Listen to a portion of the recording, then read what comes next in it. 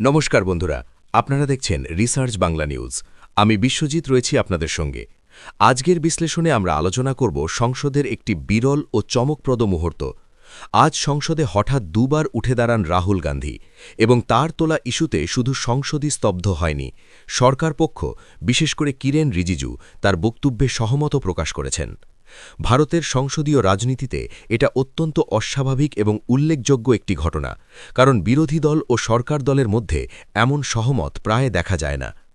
আজ সকালের অধিবেশনে ঘড়িতে তখন ঠিক বেলা 12টা। সংসদের স্বাভাবিক রুটিনের মধ্যে হঠাৎ দাঁড়িয়ে পড়েন রাহুল গান্ধী। তার নাম ওই মুহূর্তে তালিকাভুক্ত ছিল না। সাধারণত কংগ্রেস দল আগেই নির্ধারণ করে কে কখন কথা বলবেন, কোন ইস্যু তুলবেন। কিন্তু আজ রাহুল গান্ধী নিজেই স্পিকারের অনুমতি চেয়ে নেন এবং স্পিকারও তাকে বক্তব্য রাখার অনুমতি দেন। এখান থেকেই পরিস্থিতি বদলাতে শুরু করে। রাহুল গান্ধী তার বক্তব্যে তুলে ধরেন দিল্লির ভয়াবহ বায়ু দূষণের প্রশ্ন। তিনি জানান, কয়েকদিন আগে কিছু মহিলা, বিশেষ করে কয়েকজন মা তার সঙ্গে দেখা করেছিলেন। তাদের উদ্বেগ, দিল্লির বাতাস এতটাই দূষিত যে বাচ্চাদের ভবিষ্যৎ অনিশ্চিত হয়ে পড়ছে। বর্তমানে দিল্লির AQI এমন পর্যায়ে পৌঁছেছে যে সাধারণ একজন মানুষ সারাদিন বাইরে থাকলে তার ফুসফুসে যে পরিমাণ দূষণ জমে তা প্রায় 21টি সিগারেট খাওয়ার সমান। ডাক্তারদের ভাষায় এটি একটি সাইলেন্ট পাবলিক হেলথ এমার্জেন্সি। দিল্লির বায়ুদূষণ যে কতটা সংকট তৈরি করেছে তার ইঙ্গিত দিয়েছিলেন নিজেই সুপ্রিম কোর্টের প্রধান বিচারপতি জাস্টিস সূর্যকান্ত। তিনি বলেছিলেন তিনি প্রতিদিন 50 মিনিট হাঁটাহাঁটি করেন, কিন্তু সেই দূষিত বাতাসে সারাদিন শ্বাসকষ্ট অনুভব করতে হয়। এমন মন্তব্য গোটা দেশের বিবেকে তীব্র নাড়া দেয়। রাহুল গান্ধী এরপর সরাসরি প্রশ্ন তোলেন প্রধানমন্ত্রী নরেন্দ্র মোদীর মন্তব্য নিয়ে, মৌসম কা মজা লিজিয়ে। যেদিন প্রধানমন্ত্রী এই মন্তব্য করেছিলেন ঠিক সেদিনই দিল্লির AQI ছিল ভয়াবহ অবস্থায়।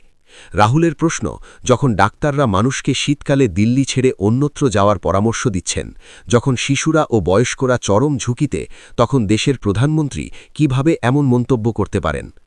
এরপর রাহুল বলেন, এটা সরকার বনাম বিরোধী রাজনীতি নয়, এটা ভারতের কোটি কোটি শিশুর ফুসফুসের লড়াই। দিল্লি ও NCR-এর বিভিন্ন এলাকায় AQI নিয়মিত 400 থেকে 450-এর উপরে থাকে, আর কিছুদিনে 700 থেকে 800 পর্যন্ত ছুঁয়ে যায়। এটি সাধারণ দূষণ নয়, এটি ভবিষ্যৎ প্রজন্মকে ধ্বংসের দিকে ঠেলে দিচ্ছে। তাই তিনি দাবি জানান, এই ইস্যুতে পূর্ণাঙ্গ সংসদীয় আলোচনা হোক এবং প্রতিটি বড় শহরের জন্য মেথডিক্যাল, সিস্টেম্যাটিক প্ল্যান তৈরি করা হোক। রাহুলের এই বক্তব্যে গোটা সংসদ কয়েক সেকেন্ড স্থবির হয়ে যায়। এবার উঠে দাঁড়ান কিরেন রিজিজু, পার্লামেন্টারি অ্যাফেয়ার্স মন্ত্রী, এবং এখানে ঘটে যায় বিরল ঘটনা। তিনি বলেন, রাহুলজি সঠিক কথা বলেছেন। তিনি আরও জানান যে সরকার এই ইস্যুতে আলোচনা করতে পুরোপুরি প্রস্তুত এবং সব দলের মতামত নিয়েই যৌথ সমাধান বের করা হবে। এমন সহমত ভারতীয় সংসদে সত্যি এক বিরল দৃশ্য, যা প্রমাণ করে রাহুল আজ এমন একটি ইস্যু তুলেছেন যা সরকারকেও এড়িয়ে যাওয়া সম্ভব নয়। কিন্তু এখানেই শেষ নয়। রাহুলের বক্তব্যের পর নতুন বিতর্ক শুরু হয় পরিবেশ মন্ত্রীকে ঘিরে। কয়েকদিন আগেই তিনি সংসদে দাবি করেছিলেন 2025 সালে দিল্লিতে একদিনও AQI 200-র বেশি যায়নি, কিন্তু বাস্তবে রিপোর্ট বলে দিল্লির AQI নিয়মিতই 400 থেকে 800-র মধ্যে ছিল। এমনকি অন্যান্য দেশে AQI 200 ছাড়ালেই সরকার বিপদে পড়ে, আর ভারতের রাজধানীতেই তা কয়েক গুণ বেশি ছিল। ফলে সংসদে স্পষ্ট হয়ে যায় মন্ত্রী ভুল তথ্য দিয়েছেন। এরপর সংসদে পরিবেশ রিপোর্ট পেশ করা হয়। গ্রাফ ও তথ্যের মাধ্যমে দেখানো হয় WHO এর মান অনুযায়ী AQI 100-র উপরে এলেই সতর্কতা শুরু হয়, আর দিল্লিতে সেই মাত্রা ভয়াবহভাবে বেড়ে গিয়ে কখনো 7, কখনো 8 গুণ পর্যন্ত ছাড়িয়ে গেছে, যা যে কোনো আন্তর্জাতিক মানের তুলনায় বিপজ্জনক। AQI 800 মানে এমন এক মাত্রার দূষণ যা মানুষের স্বাস্থ্যে সরাসরি আক্রমণ চালায়। এই তথ্য সামনে আসতেই মন্ত্রীর দাবি ভেঙে পড়ে। এরপর রাহুল গান্ধী আবারও আহ্বান জানান, এই লড়াই রাজনৈতিক নয়, এটি জনগণের জীবন রক্ষার লড়াই। তিনি শহরভিত্তিক জরুরি পরিকল্পনা, পলিউশন হটস্পট চিহ্নিতকরণ, গাড়ির ধোঁয়া নিয়ন্ত্রণ, কৃষিজমিতে স্টাবল বার্নিং রোধ এবং ইন্ডাস্ট্রির মনিটরিং এসব নিয়ে দীর্ঘমেয়াদী নীতি গ্রহণের কথা বলেন।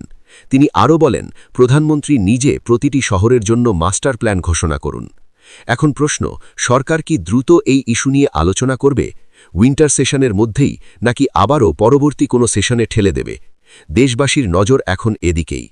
শেষ করার আগে একটি কথা স্পষ্ট, আজ রাহুল গান্ধী যেভাবে দেশের একটি গুরুত্বপূর্ণ জনস্বাস্থ্য ইস্যু তুলে ধরেছেন তা সাধারণ মানুষের হৃদয়ে গভীরভাবে ছুঁয়ে গেছে, বিশেষ করে সেই মায়েদের যারা নিজেদের সন্তানের ভবিষ্যৎ নিয়ে উদ্বিগ্ন ছিলেন। একজন বিরোধী দলনেতা হিসেবে তিনি আজ তার দায়িত্ব যথাযথভাবে পালন করেছেন, জনগণের কণ্ঠস্বরকে সংসদে পৌঁছে দিয়ে। বন্ধুরা, এই বিষয়ে আপনারা কি মনে করেন কমেন্টে অবশ্যই জানাবেন এবং আমাদের বিশ্লেষণ ভালো লাগলে রিসার্চ বাংলা নিউজ ইউটিউব চ্যানেলটিকে সাবস্ক্রাইব করে আমাদের পাশে থাকুন। ধন্যবাদ।